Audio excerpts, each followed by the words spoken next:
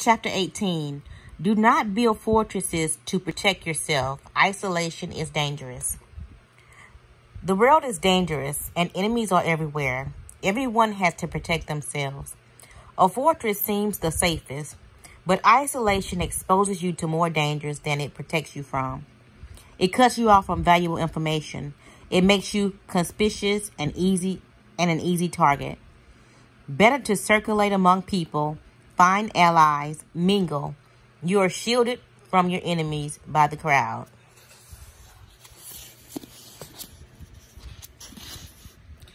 Qi Shi, the first emperor of China in 210 BC, was the mightiest man of his day. His empire was vast and more powerful than that of Alexander the Great. He had conquered all of the kingdoms surrounding his own kingdom of Xin, unified them into one massive realm called China. But in the last years of his life, few, if any, saw him.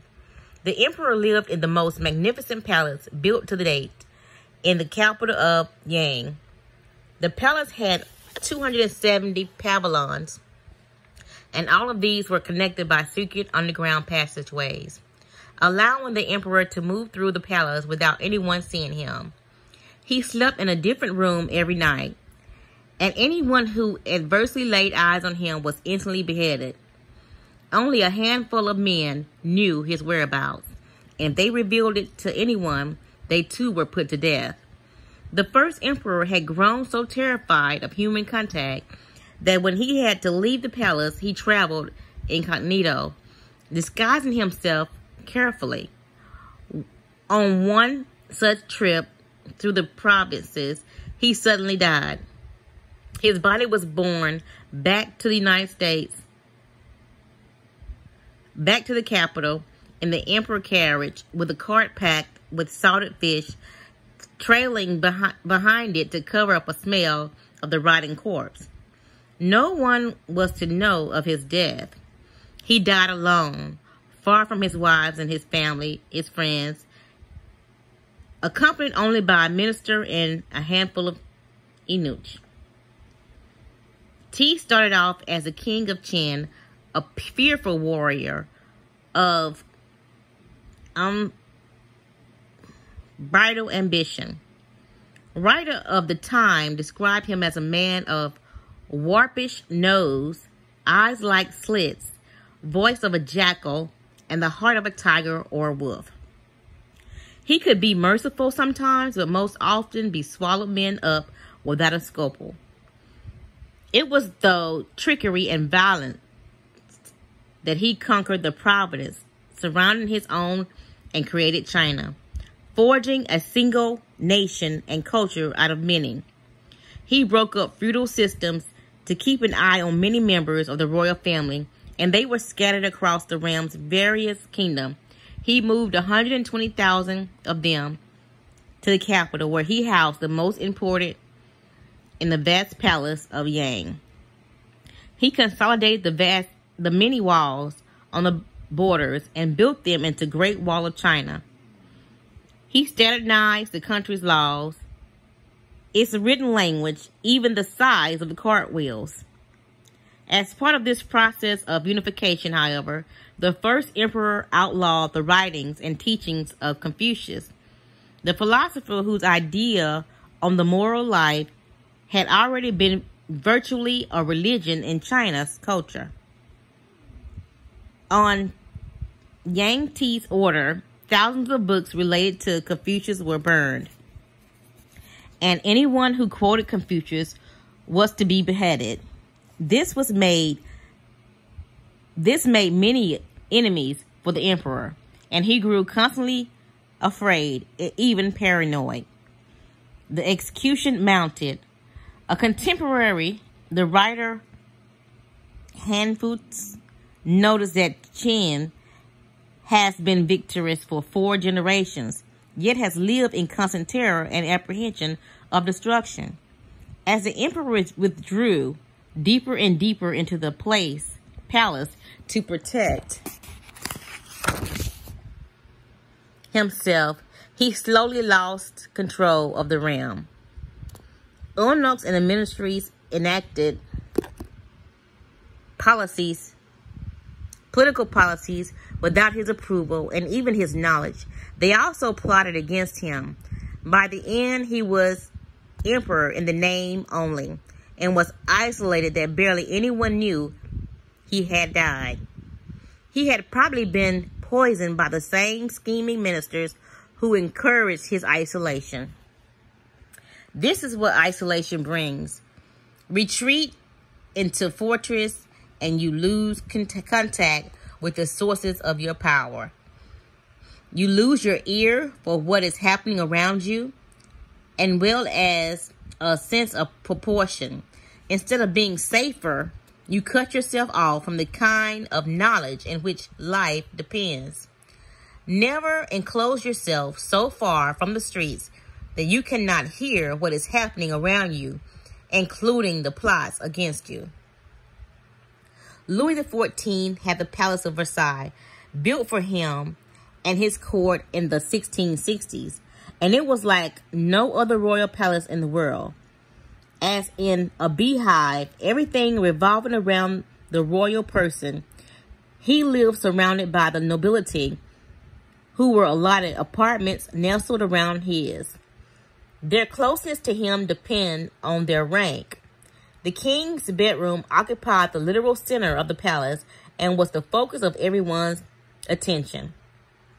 Every morning, the king was greeted in the room by a ritual known as a laver. At 8 a.m., the king's first valet, who slept at the foot of the royal bed, would awaken his majesty.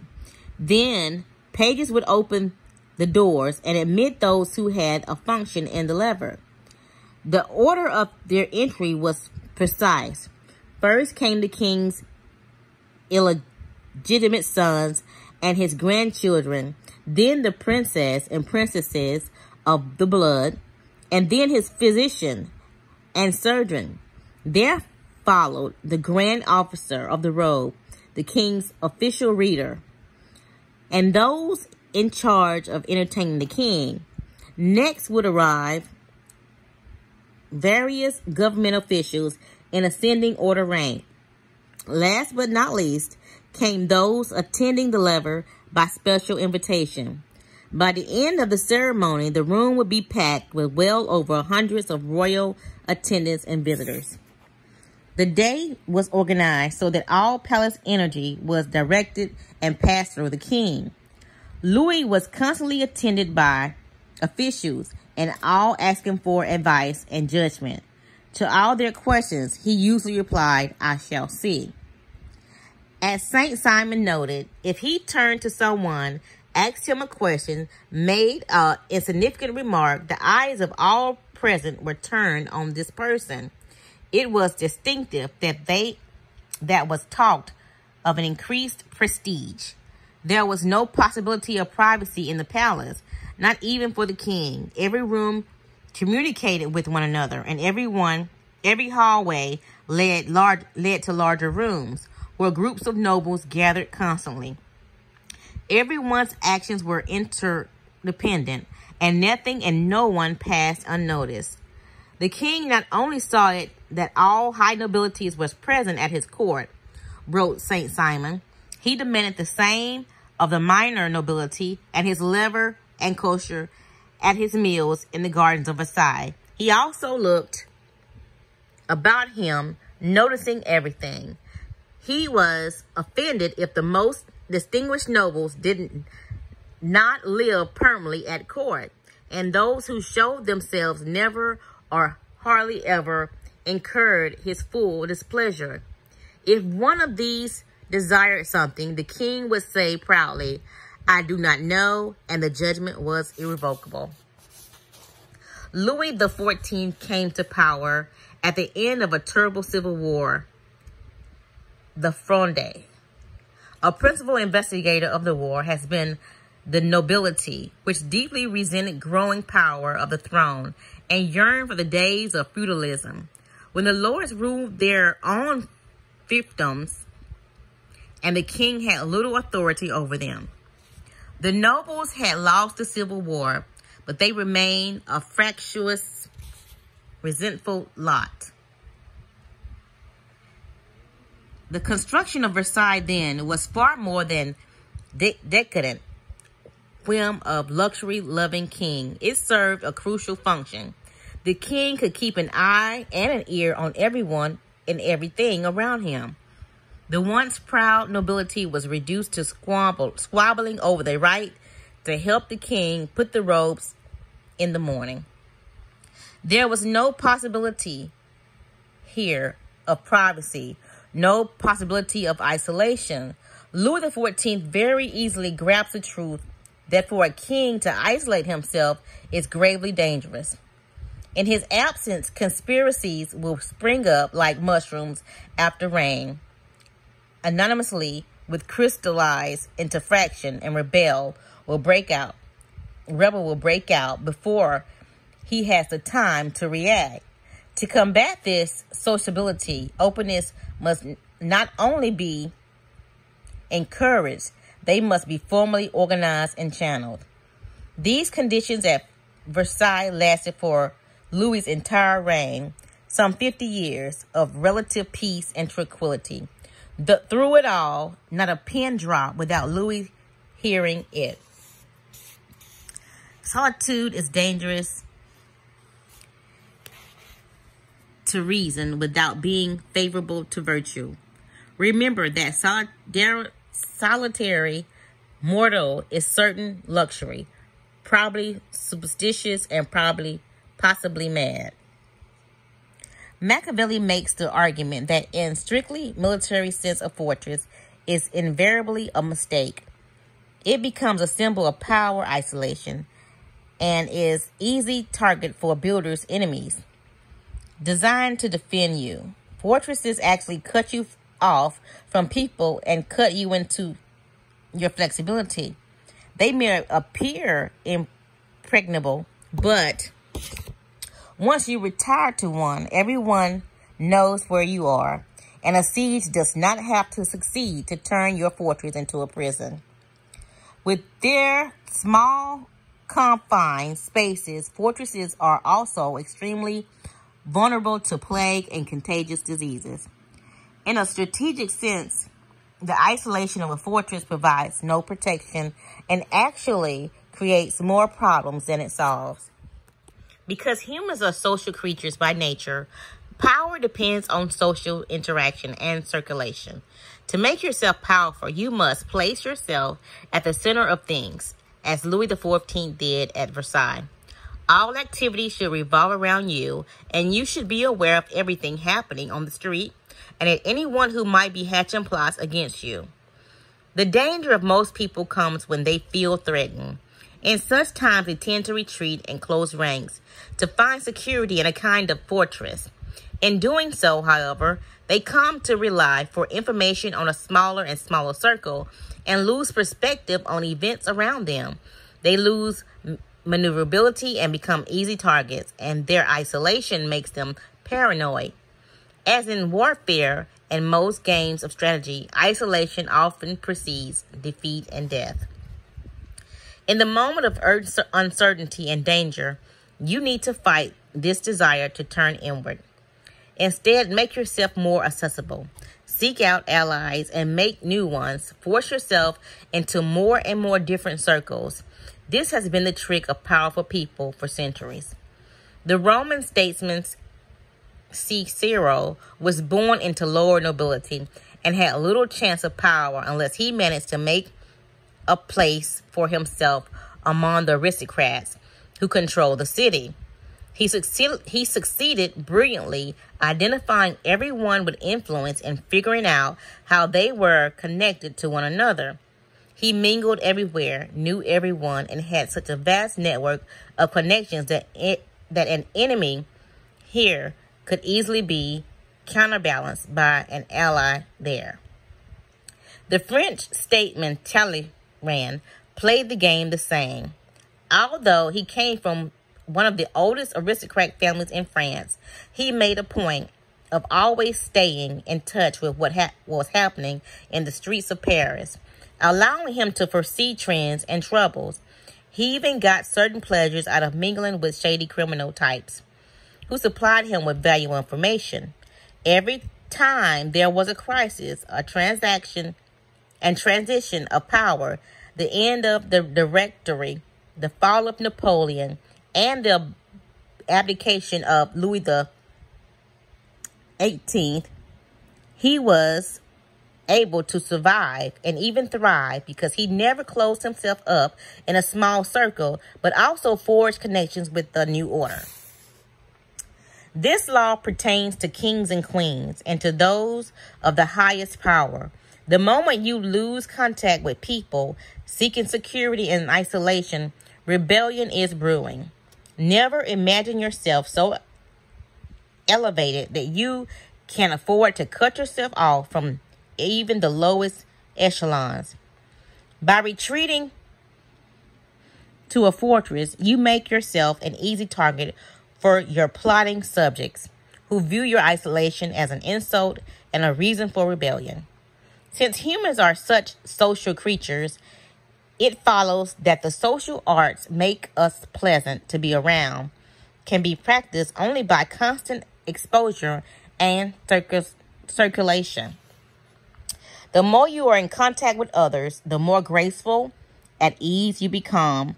Isolation, on the other hand, engenders an awkwardness in your gestures and leads to further isolation as people start avoiding you.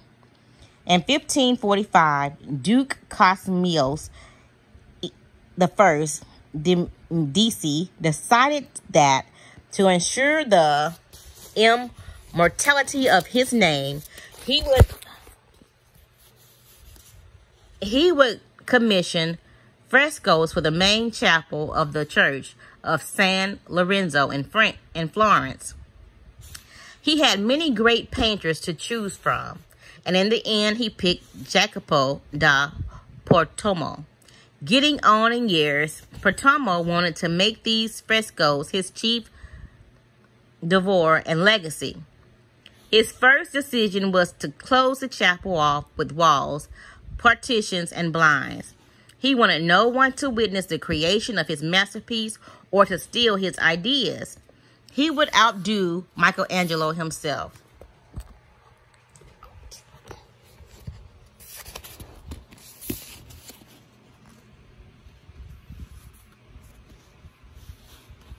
When some young men broke into the chapel out of curiosity, Jacopo sealed it off even further. Martimo filled the chapel ceilings with biblical scenes and the creation, Adam and Eve, Noah and Ark, and on. At the top of the middle wall, he painted Christ in his majesty, raising the dead on Judgment Day.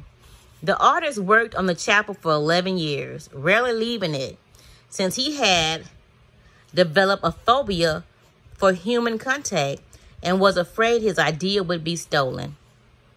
Portomo died before completing the Fresno, and none of them had survived.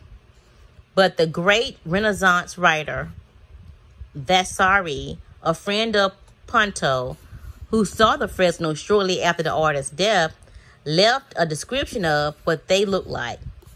There was a total lack of proportion.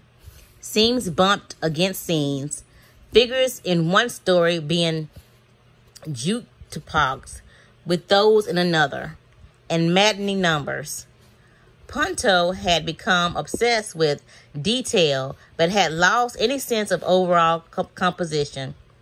Vasari left off his description of the Fresnos by writing, "If he continued, I think I would go 11 years of time Jacopo spent on it."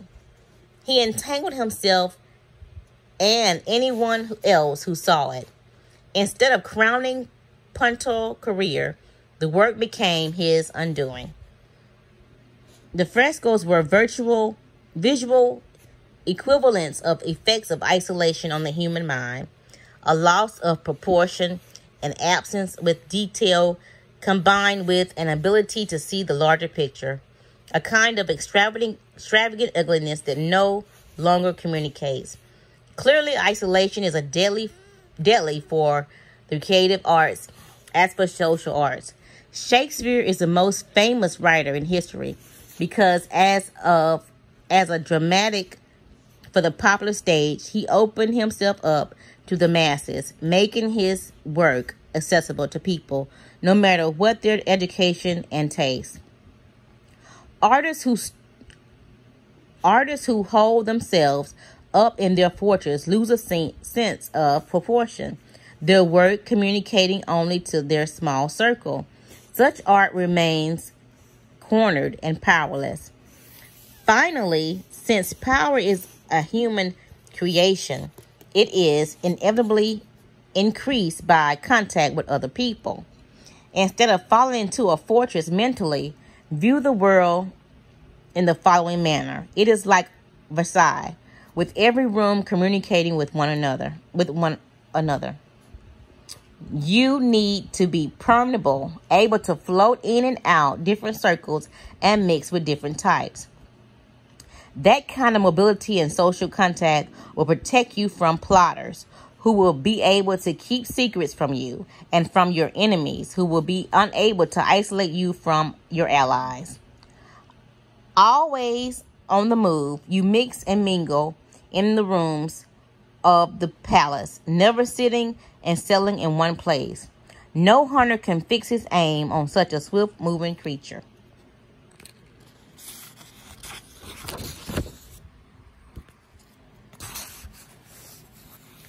The fortress, high up on the hill of Citadel, becomes a symbol of all that is hateful in power and authority.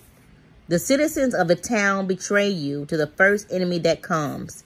Cut off from communication and intelligence, the Citadel falls with ease. A good and wise prince,